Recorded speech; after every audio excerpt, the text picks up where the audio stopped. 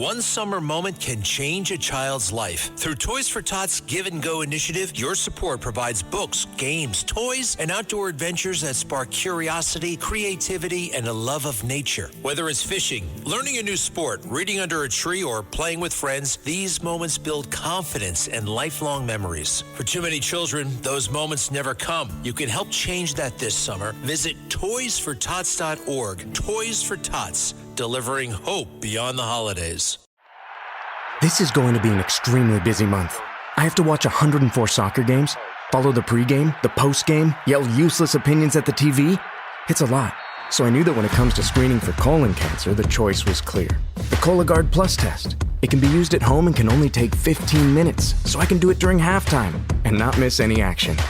If you are 45 or older and at average risk, ask your healthcare provider about screening for colon cancer with the Cologuard test. You can also request a prescription at Cologuard.com. Listen, all you New Yorkers. Excuse me, taxi. Okay, man, we're looking around. This is the 77 WABC minicast.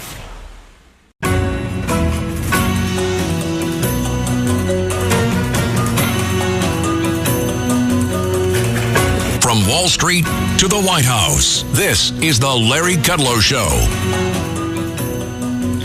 Yes, capitalism is a messy business, and so-called creative destruction can be tough on everyone.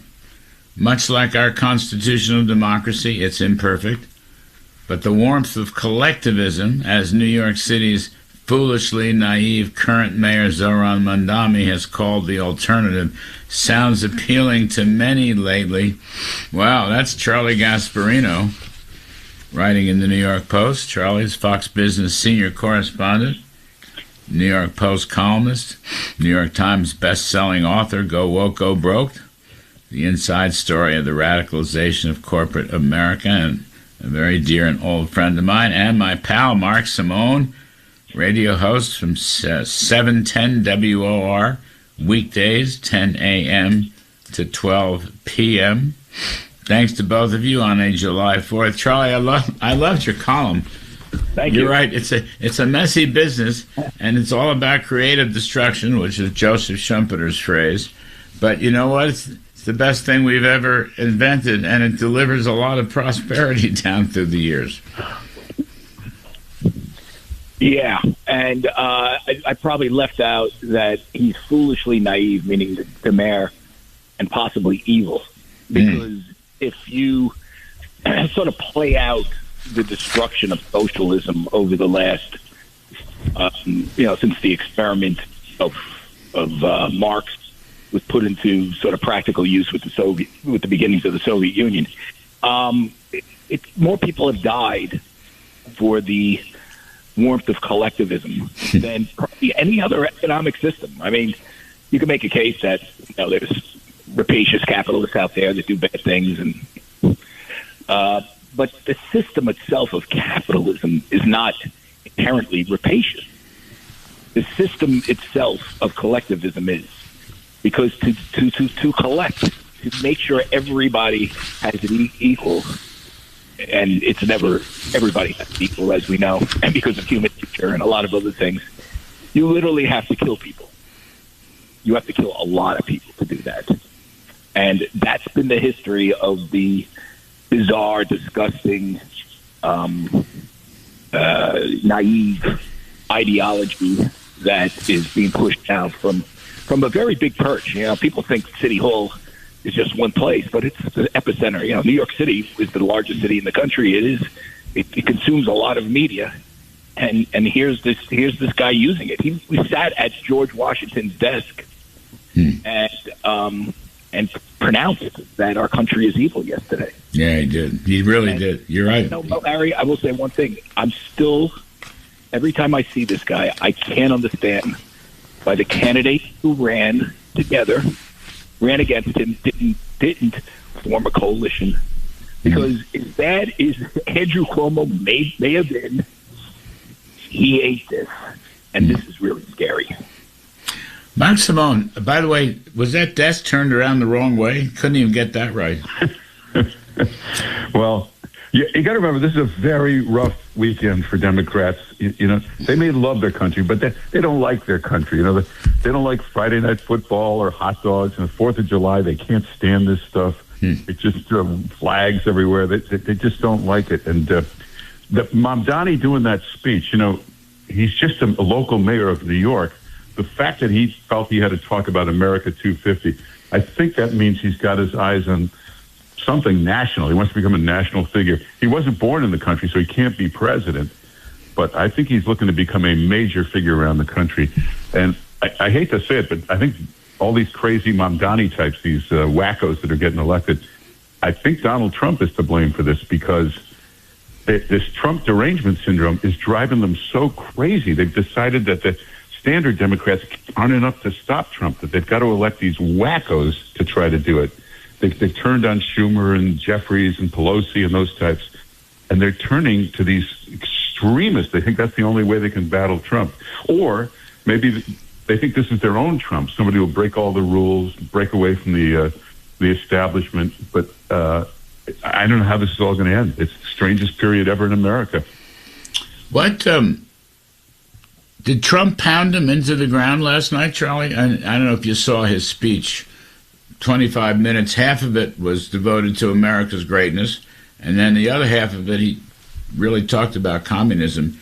And I think that kind of pounding and vilifying and truth-telling, I mean, to your point, you know, some historians believe Stalin was responsible for as many as 100 million deaths during his reign as the top communist in the Soviet Union. So did Trump make his point?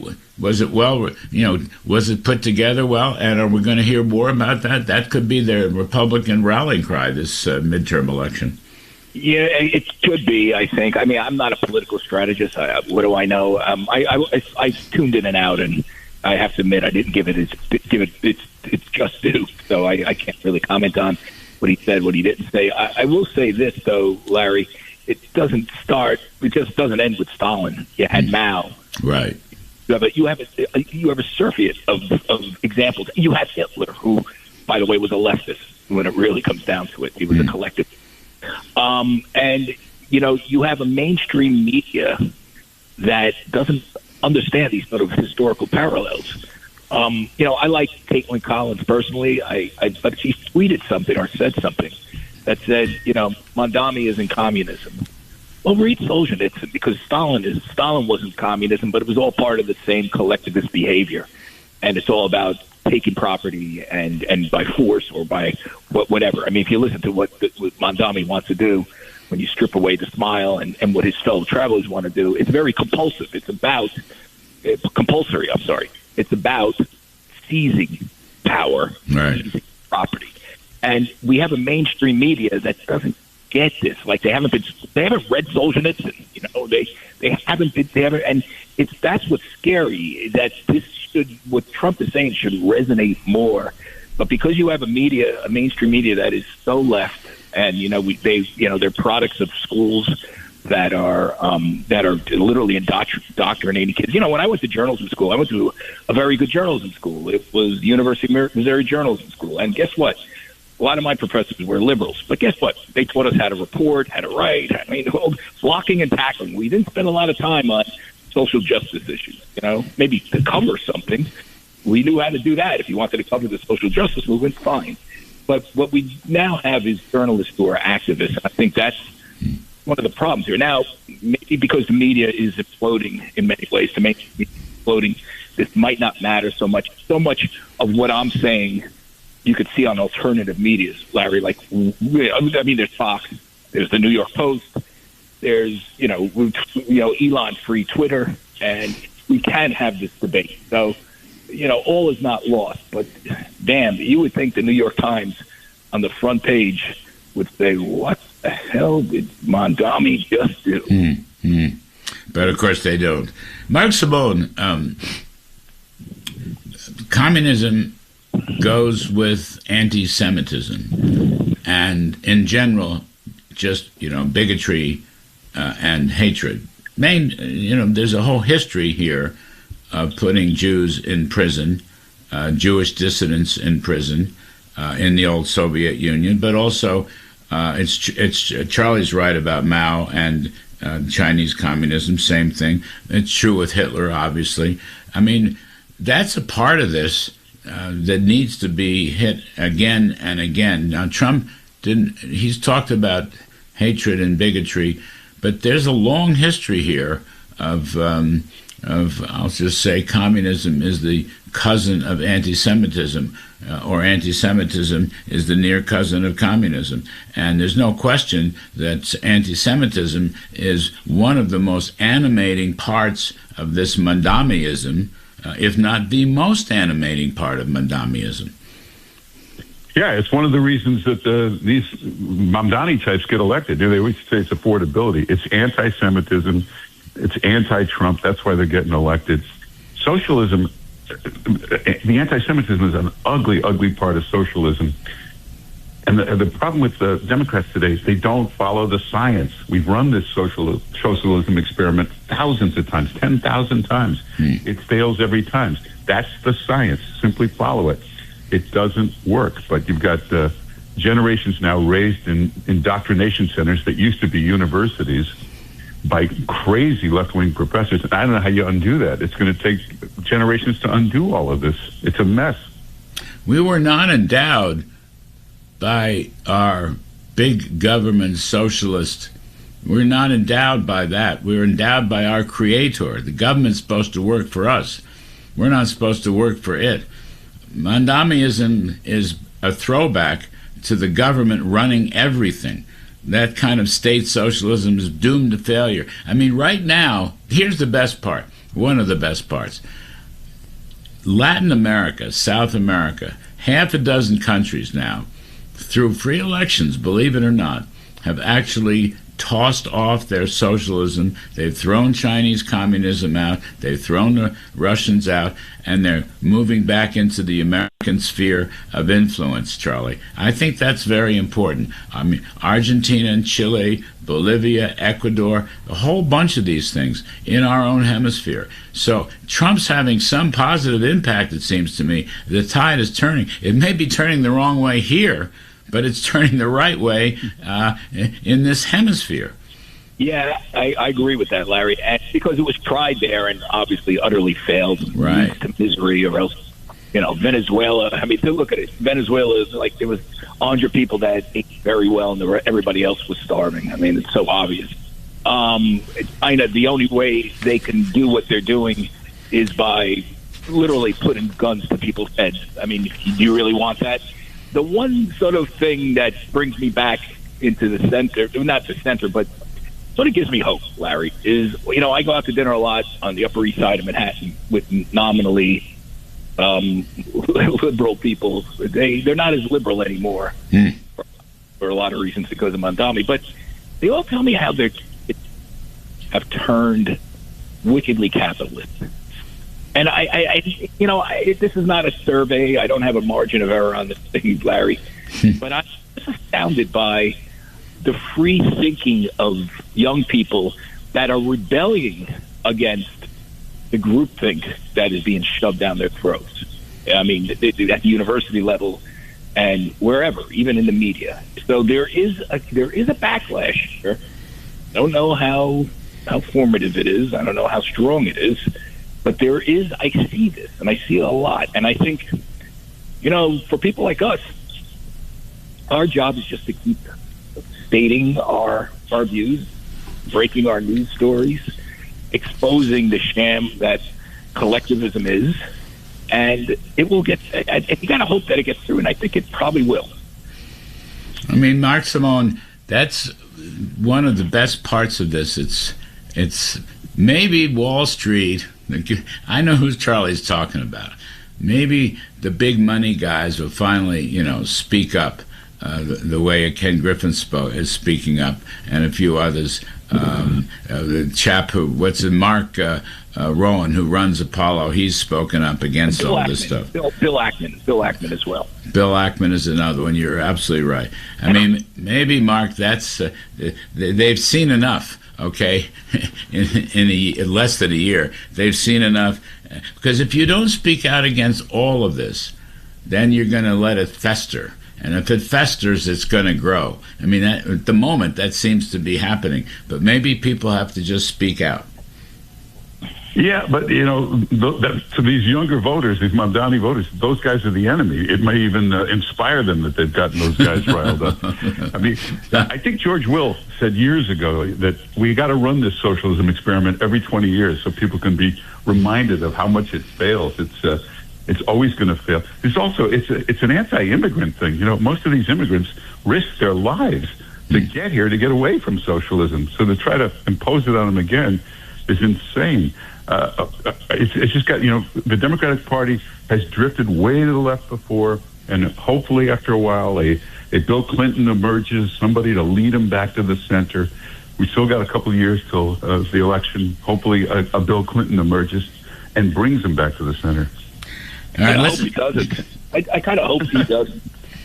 I think the contrast between a J.D. Vance and a Marco Rubio and Zohran Mamdani and AOC, who is obviously not that. If I said she's not that smart, I'd be putting a couple of IQ points, giving her a couple of IQ points. I think that type of dichotomy may be the Republicans are going to get slacked in the midterms, probably. I think so, but I don't know. What do I know? But it seems that way. That doesn't mean in 2 years they're going to get shellacked again when people sort of digest what the left gives them. And by the way, shout out to Dan Loeb, who's also a Patriot. Yes, that's right. Yes. No, you're quite right. You're quite right. It's really, it's really the Democratic political class that is the guiltiest of all here. Hakeem Jeffries, even Chuck Schumer, who Trump calls a Palestinian. I mean, the highest-ranking Jewish politician in the country, in some sense, as the Senate Minority Leader. They're not speaking out. They're not fighting it. They're somehow trying to acculturate them into the Democratic Party, which is just nuts. And they let this happen. And I gave a shout-out to Andrew Cuomo, not because I liked what he did. I just found him the better of two evils. Yeah. But think of what Andrew Cuomo, what all these establishment Democrats allowed to fester right under their nose. They allowed it into state politics, New York politics, national politics, where the lunatics now are running the insane asylum. I mean, they are right. They didn't say enough. They didn't write an op-ed in the Wall Street Journal that said my party is going off the rails when it was going off the rails 10 years ago. Yeah, but Andrew Cuomo is a wolf in sheep's clothing. He was to the left of all of these people. He gave us no bail, no jail. He closed the prisons. He let everybody out of prison. He changed the parole board to release everybody. He closed Indian Point. It was a disaster. He's not as left this month, but I get what you're saying.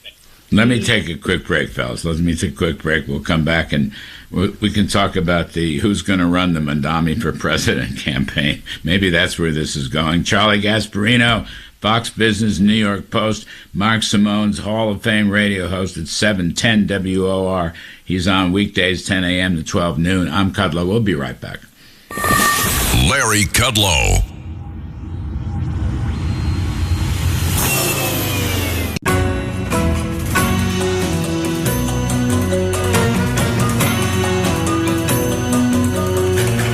From Wall Street to the White House, this is the Larry Kudlow Show. And we are talking to two of the best, Charlie Gasparino, Fox Business senior correspondent, New York Post columnist. Charlie's latest is Go Woke, Go Broke. I think he's got a new one cooking.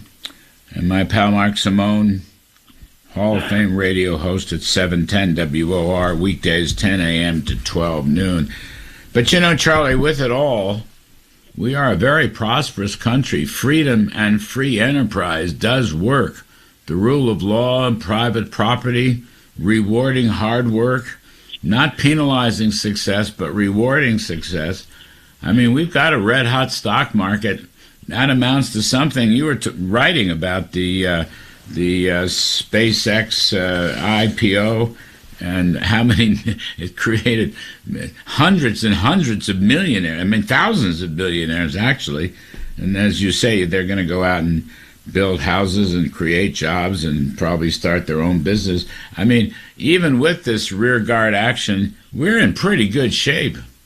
We're in great shape. And, I mean, again, it's like, is the glass 3/4 empty or 3/4 filled? I say 3/4 instead of a half because I think it's 3/4 filled. There's some problems, but we can deal with that. And they're scary problems. Don't get me wrong. This is a little bit existential, what's going on here with the rise of the far left. That reminds me, when David Zaslav selling Warner Brothers to the Ellisons, who paid $80 billion for this massive studio and everything, all the left is going nuts over this. Here's what they forget. Besides the fact that in the long run, it's going to save jobs, because Warner Brothers was problematic, staying on its own. We needed this merger for jobs in Hollywood and jobs of the people who work there. It's not just actors who work in Hollywood, right? It's all the support staff. David gave stock to people like secretaries and just line producers and people like that in Warner Brothers when it was trading at, $7, $6, $5 a share. He sold the company for $30 a share. These people some of them became millionaires. That's the beauty. That's the beauty of the system. I know. That's what socialists don't have profit sharing and stock sharing. Anyway, we're out of time. You guys are great. July 4th, thanks to both of you, Charlie Gasporino and Mark Simone. I'm Kudlow. We're going to do some economics on the other side of the break.